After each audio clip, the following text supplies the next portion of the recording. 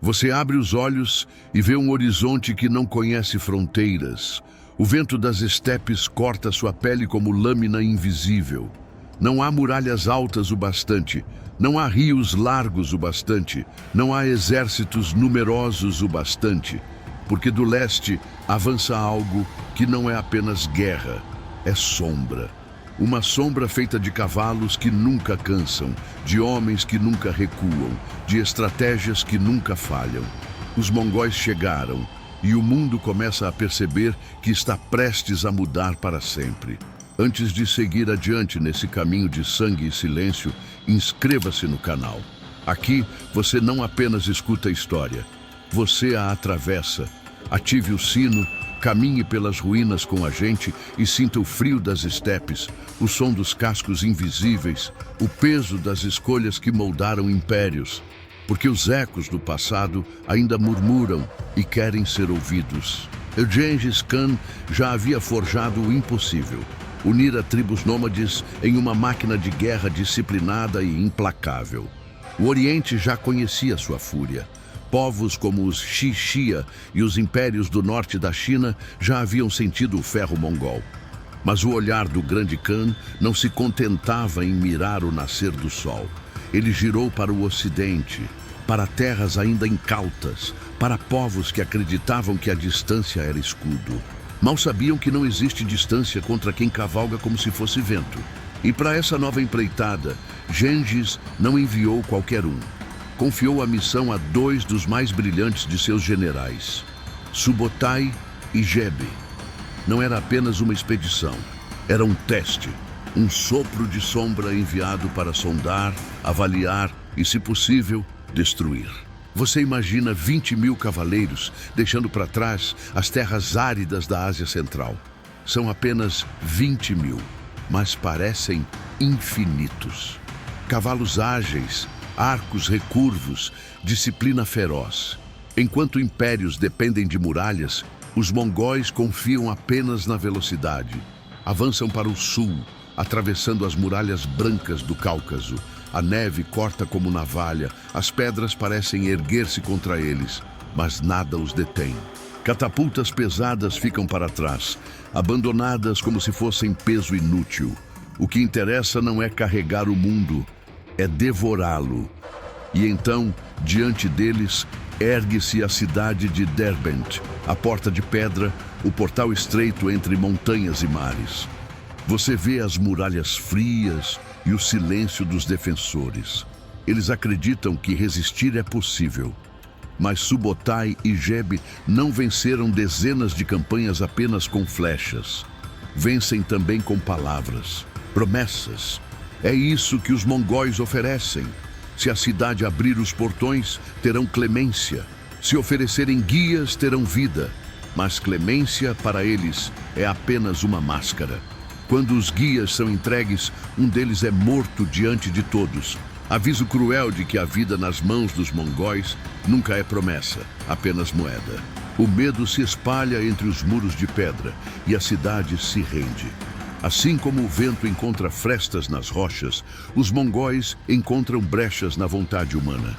E você percebe, não são apenas guerreiros, são arquitetos do terror. Cada gesto calculado para enfraquecer antes mesmo do combate. Ao deixarem o Cáucaso para trás, os mongóis encontram as planícies férteis do norte do Mar Negro. Campos verdes, rios largos, rebanhos espalhados. Mas essas terras não estão vazias. Povos nômades como alanos, lesguianos e circassianos já os aguardam. A coalizão ergue-se com cerca de 50.000 homens, como muralha de carne contra o invasor. 50.000 contra 20.000. O equilíbrio parece óbvio, mas os mongóis não acreditam em equilíbrio. Eles acreditam em dividir. Você acompanha os mensageiros cavalgando velozes até os acampamentos cumanos, povos turcos que dominam a região há séculos. Palavras afiadas como lâminas, recordações de antigas alianças, promessas de ouro, ilusões de amizade. Os cumanos hesitam. A coalizão, que parecia sólida, começa a rachar. E quando eles se afastam, o destino dos outros já está selado. O ataque mongol é rápido, certeiro, implacável. Flechas atravessam escudos, cavalaria leve contorna, cerco fecha. Alanos, circassianos, lesguianos, todos caem. A planície que parecia proteção se torna armadilha. Em pouco tempo, cadáveres e cinzas substituem os campos férteis. Mas os cumanos não escapam. Quando acreditam ter salvado sua pele, descobrem que as promessas mongóis são apenas veneno. Subotai se volta contra eles com a mesma fúria. Acampamentos queimados, chefes mortos, mulheres e crianças capturadas. A cidade de Astracan cai sob as chamas e você sente o choque. Até a traição é usada como arma. Para os mongóis, aliados são apenas futuros alvos. Os sobreviventes cumanos correm desesperados rumo ao noroeste, perseguidos como sombras que não dão descanso, e em sua fuga carregam uma mensagem que ecoará além de suas próprias ruínas. Na corte do príncipe Mstislav de Galícia, Kotian, líder cumano, suplica por ajuda. Seus olhos estão marcados pela derrota, sua voz tremendo pelo terror que já conheceu. Ele não fala apenas de terras perdidas, fala de algo maior. Hoje os mongóis tomaram as nossas terras, diz. Amanhã tomarão as vossas. Você percebe que não é apenas um aviso, é uma profecia. E como toda profecia, poucos acreditam. Você respira fundo e sente o peso do silêncio que vem depois do massacre. O mundo eslavo, as cidades da Rus de Kiev, ainda acreditam que sua força numérica e suas muralhas são escudo suficiente. Mas você já sabe o que eles ainda ignoram. A sombra mongol não veio apenas para sondar. Veio para ensinar ao mundo que coragem sem estratégia é apenas outro nome para o suicídio. Você ouve os sinos das igrejas ecoando pelas cidades da Rus de Kiev. O bronze vibra no ar pesado, chamando não para a missa, mas para a guerra. Notícias correm como vento, povos inteiros esmagados, cidades queimadas, cadáveres abandonados nas planícies. Os cumanos, outrora inimigos odiados, agora chegam como refugiados. Seus olhos trazem a mesma mensagem. Se não lutarem juntos, morrerão sozinhos. E então você percebe algo raro naquelas terras divididas. Príncipes rivais, acostumados a se trair por pedaços de poder, decidem unir forças. Você acompanha o cortejo militar pelas ruas de Kiev. Incenso queima nas igrejas, sacerdotes entoam cânticos, soldados recebem bênçãos antes de partir. Mas debaixo dos elmos, os rostos estão tensos. Cada contingente obedece apenas ao seu príncipe. Cada bandeira carrega orgulho próprio, rivalidades antigas, feridas nunca curadas. É uma aliança costurada às pressas, sustentada por ódio comum, mas minada pela desconfiança. Enquanto isso, em algum ponto das estepes, Subotai observa. Ele conhece a fraqueza dos inimigos antes mesmo de eles a admitirem. Sabe que números não vencem quando as vontades se contradizem. Para ele, 80.000 homens desunidos valem menos que 20.000 disciplinados. Você segue os passos dos mongóis. A cada rio cruzado, deixam para trás sinais de desordem, trilhas de retirada, fogueiras apagadas, comida abandonada. O cenário perfeito para enganar. Para os príncipes da Rus, é a prova de que o inimigo recua em pânico. Para os cumanos, é a chance da vingança tão esperada. A coalizão avança, sem perceber que já está dentro de um teatro cuidadosamente construído.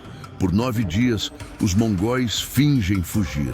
Cavalgam rápido, recuam, se dispersam, sempre um passo à frente, sempre alimentando a ilusão. Você percebe que cada árvore tombada, cada aldeia queimada, é um ator em uma peça cujo final já foi escrito. Mensageiros mongóis chegam ao acampamento de Mstislav de Kiev. Suas palavras são suaves como veneno. Não queremos suas terras, só viemos exterminar os cumanos. O príncipe de Kiev não acredita, ordena que os mensageiros sejam mortos. O gesto é visto como coragem, Mas você sente o peso da decisão, porque ao matar a mensagem, ele mata também qualquer saída. A guerra agora é inevitável. E é exatamente isso que Subotai queria. O destino já foi selado e os russos nem perceberam. Você caminha pelas planícies do sul, vastas e silenciosas.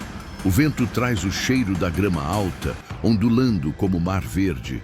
A coalizão eslava avança, espalhada demais, confiante demais. Os cumanos correm à frente, impacientes. Eles querem sangue, querem provar que não são apenas sobreviventes. Mas sua pressa é a corda que os enforca. Quando a vanguarda cruza o rio Cauca, tudo parece fácil demais.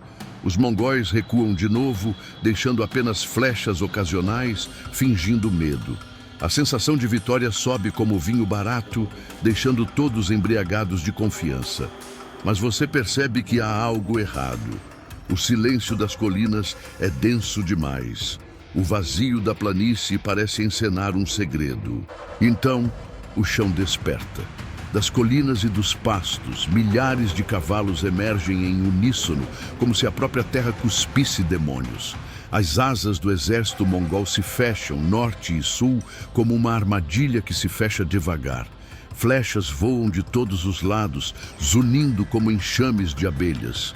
O que parecia fuga era apenas isca. A coalizão se quebra em pedaços.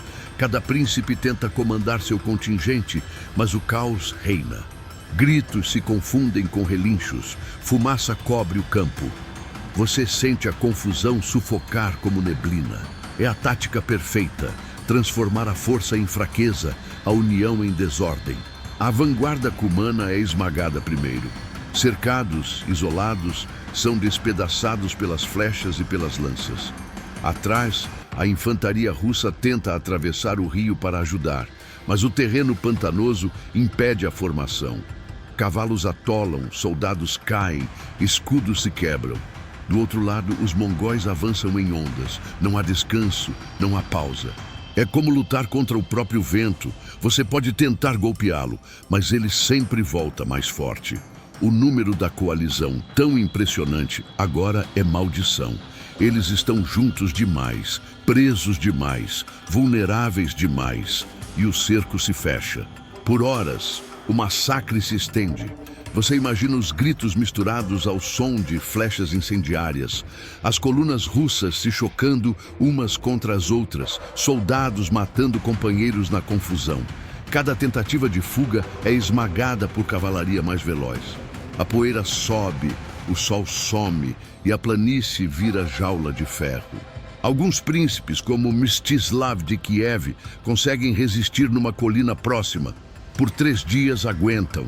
Mas o destino já não é resistência, e sim advertência. Quando finalmente se rendem, acreditando nas promessas de misericórdia mongol, descobrem o erro fatal. A palavra mongol não é abrigo, é sentença. Você respira e sente o gosto de pó na boca. A coalizão, que parecia colosso invencível, virou apenas cadáver espalhado pela estepe. Dizem que 10.000 morreram. Outros afirmam que 60.000. Pouco importa o número. O que importa é o aviso. A coragem não bastou, a fé não bastou, a superioridade numérica não bastou. Subotai provou ao mundo que paciência e cálculo podem esmagar qualquer exército. O Cauca não foi apenas batalha, foi lição. Você caminha pelas margens de um rio raso, o Cauca.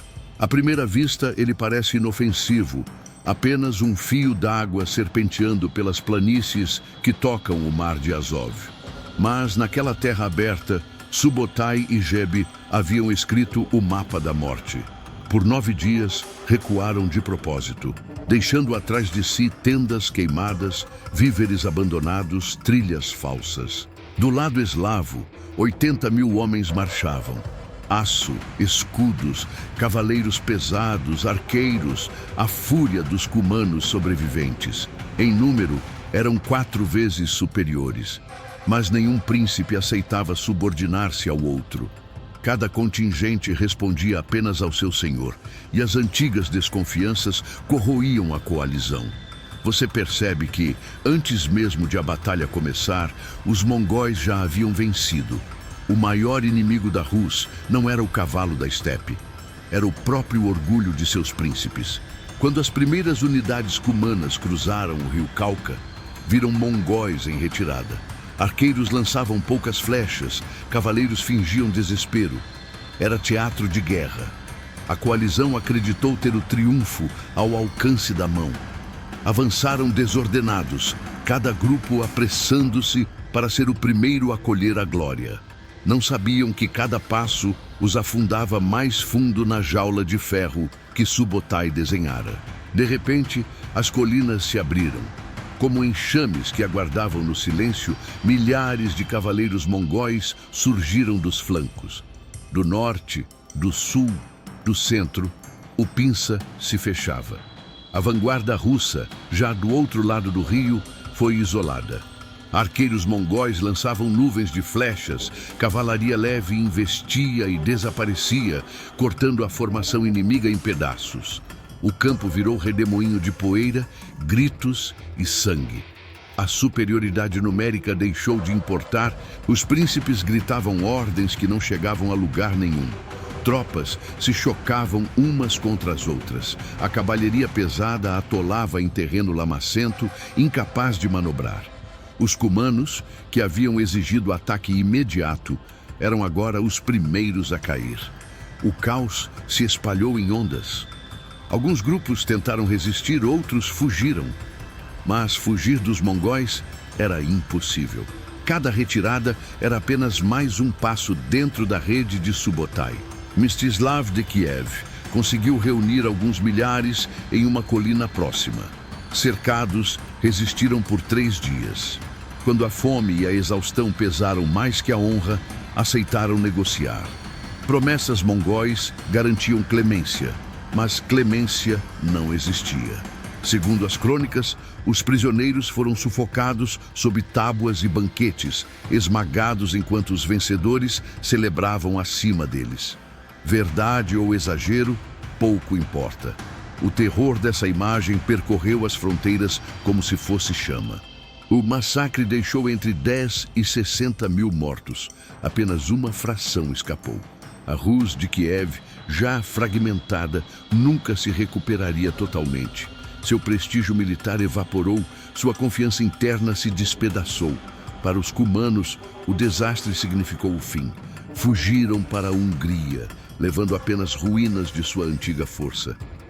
O rio Cauca não foi apenas derrota, foi o início da erosão política de toda uma região.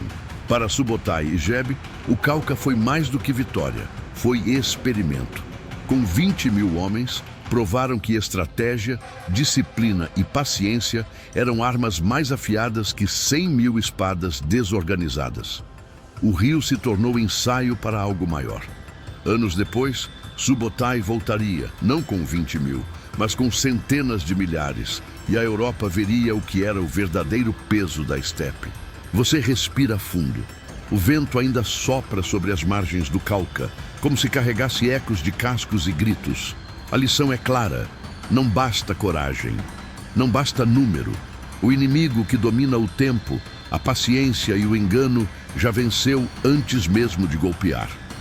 Roma caiu diante de bárbaros, a Rus caiu diante da desunião. E no Cauca, o mundo aprendeu que a astúcia mongol era capaz de transformar um rio raso em abismo sem fundo. Você entende? O verdadeiro legado do rio Cauca não é apenas histórico, é advertência. Impérios, reinos e exércitos que não sabem se unir diante da ameaça estão condenados a morrer sozinhos. Subotai e Jebe desapareceram no horizonte, mas deixaram atrás de si um aviso esculpido em cadáveres. Disciplina vence número, paciência vence bravura e desunião sempre abre caminho para o fim.